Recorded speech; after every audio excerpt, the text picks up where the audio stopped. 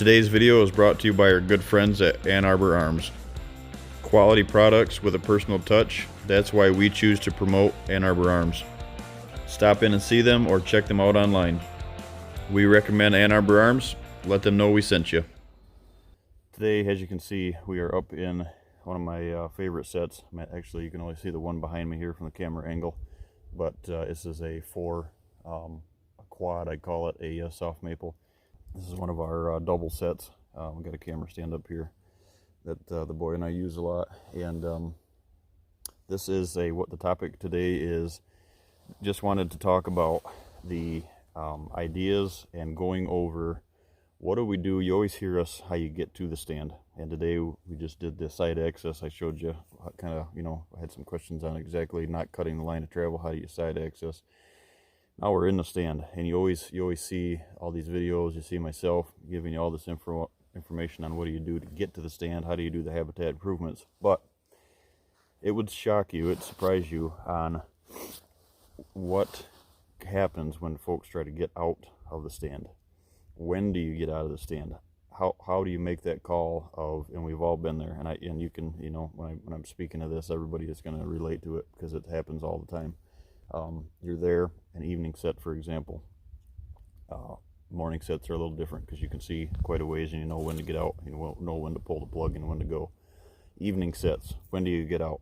When is that exact minute that you need to escape?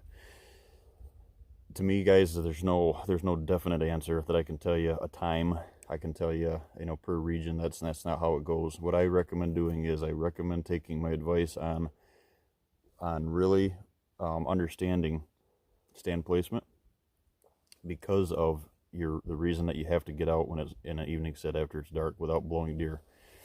The age-old saying is, just because I didn't see any deer doesn't, I didn't blow any deer. I didn't see any, so I must have got out unscathed. And that's one of the oldest myths in the books.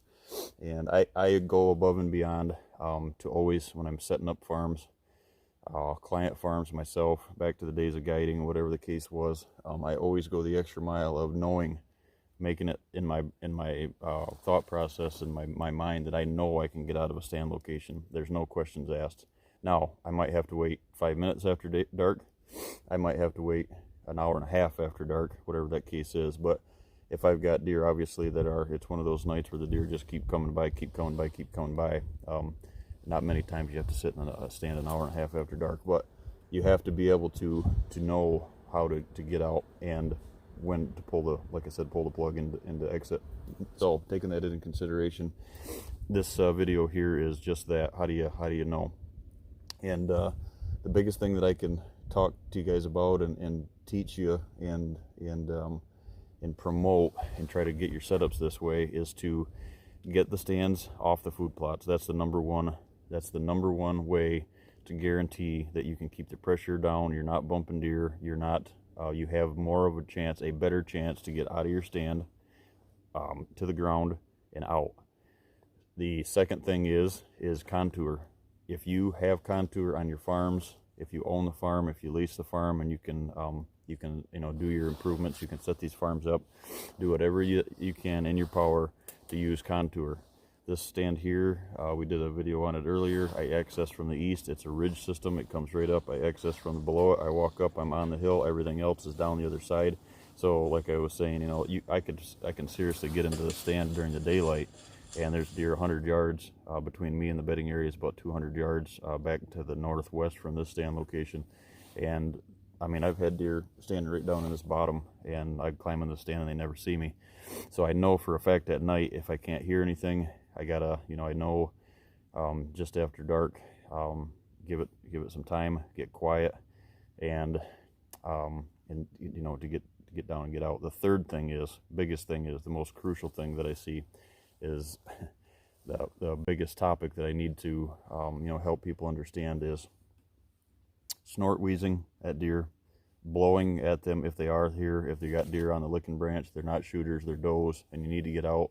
Or immature bucks, whatever the case is, comes here and they're underneath the stand, and you need to get out. You're the wife's wanting you home, whatever the case is.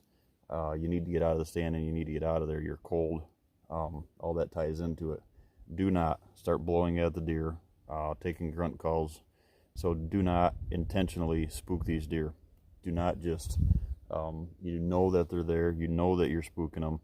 And, you know, you always hear these, you know, these guys that'll say is small parcels and, you know, family groups on does, and these on these lands you can spook them and they'll come back. That may be the case down in parts of Iowa, Illinois, Missouri, Kansas, where way less hunting pressure, like we've always talked. But I would never, I wouldn't recommend that strategy in a high fence sitting situation or a hunting situation. You know, when the deer are used to movement, and not that they're not cagey in a high fence, but they're deer. And if you start blowing these deer, I don't care what part of the country are you in, you never go to the extent of start snort wheezing, blowing at deer initially, you know, trying to get their attention, throwing rocks. Guys that are taking sticks, guys have had sticks on the base of their stand. This sounds extremely crazy.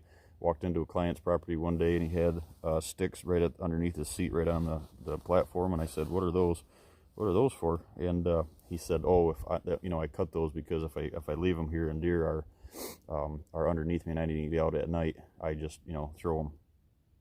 And that was also on the edge of a food plot, and you can't do that. That is extremely destructive to farms, and I want to see you guys be successful, and that's why I'm coming to you today with this video, is just taking these 3 tips to heart when it comes to getting out of your stand. 1, setting the stand up that you know initially when you're setting it up pre-season, knowing that you can get out, make that a point. Like I said, make sure it's off the food plots.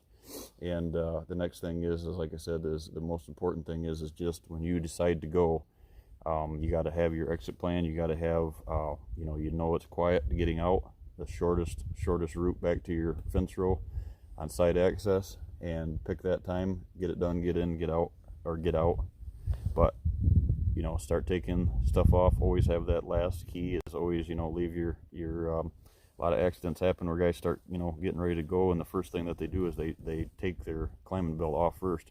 Huge no-no. I mean, I'm up here today doing a video and I've got my harness on, and so what you want to do is leave that on for the last thing. Obviously, if you're wearing the right one, this is I do a lot of my I do some hunting out of it too, depending on what I'm wearing. But your hunter safety systems, whatever that case is, make sure that this is the last thing that you unhook from the tree on your way down. And some of us use and some of us don't, but the lifelines, they're well worth their money, that kind of thing. So just, yeah, kind of, you know, like I said, you know, start, you know, take the bow, put the arrow, you know, get your arrow off the string, back in the quiver, put your quiver on, let it hang, get that, you know, get the bow on the pull-up rope, lower it down, quiet, don't clunking around on the tree stand or the tree steps or the ladder or the climbing stick, whatever the case is. You know, get everything down. Take your time, take a deep breath, do a quick survey, listen with your ears, make sure nothing's there. And that's the importance of having these stands that are quiet, your ladder stands that are ratcheted. This one here, I've got all the sticks that come with it, obviously, are all the straps that come with the climbing stick, and then I've got 3 ratchet straps on it, and I've got 2 ratchet straps plus the straps on the stand, is because this stand is absolutely quiet. There's no noise. And the only noise was on this tree that I've got to fix is I got one of my I got my platform too close, and a couple times this year it when the wind was really whipping, it hit the stand and I didn't like it. But other than that, climbing up and down the stand is absolutely dead quiet. And so, very important tip, take that to heart. Side access, come in, climb up in the stand, make sure that you can get in there quiet.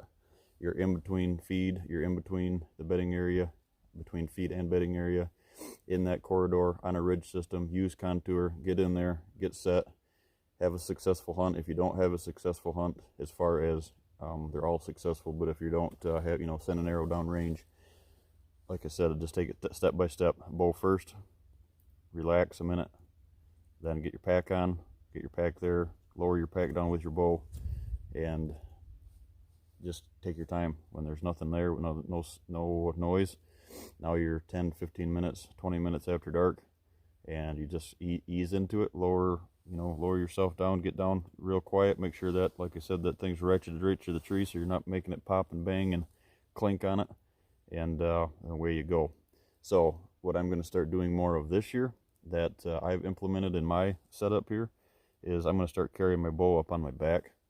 And the reason is I'm just, for years, I always, especially when I was guiding, I always make sure I pull my, or I wrap that my pull-up rope up high, like on the seat, and it never fails. The wind always gets you, something catches on it, bangs off the stand, something like that. And just another one of those tips that I've learned over the years, and I do that a lot now. I carry my bow up on my back, but I'm gonna, that way when I get into the stand, I latch myself in, and then the bow comes off and goes right on the hook, and it's there, and I don't have any of that clanging, banging, mess going around. But very important tip, getting in. We always talk about, like I said, getting into the stand, what to do, how to create it. But I just wanted to speak of today. I had to do some stand work here, and I just wanted to let you guys know that this is a huge deal, and take your time, and knowing when to get out is a big deal. So practice a couple of those things this fall, and just as you're hanging the stand, I always remind myself too, as you're always busy, we're always hanging, oh, that's the perfect tree, the perfect spot. You hang it, and then it's like, well, crap, how am I going to get out of there? And that's the first thing you need to think about, is you need to, before you even hang it, you need to make sure it's like, yep, these deer are going to be at a distance. I'm not on bait, I'm not on the food plot, I'm not sitting right over it, whether you use bait or not, and it's away from you, and you can get in and out of that situation. The only thing that is here on this draw is my water tank and my scrape, but it's right there, 25 yards, and I know when to pull the plug to get in and out. So I hope you find this video helpful, guys. I'm going to really try to slow down and go through step by step on some of this stuff. And we got another important video coming this week. So like I said on the last one, everybody hang in there. We are in that all too familiar that lockdown phase that we're going through right now, I guess you could call it, on the human world, like I said before, and we will get through it. And it's got 3 weeks, so get out in the woods. I'm going to continue to work because I'm out in the fresh air and away from folks, and that's what I do. So if you're up here in the area or you're anywhere, I'll be starting to go around out-of-state stuff right now. I just got to kind of watch on where we're going until everything clears. But give me a shout, and if you got any questions, guys, we'll go from there. Thanks.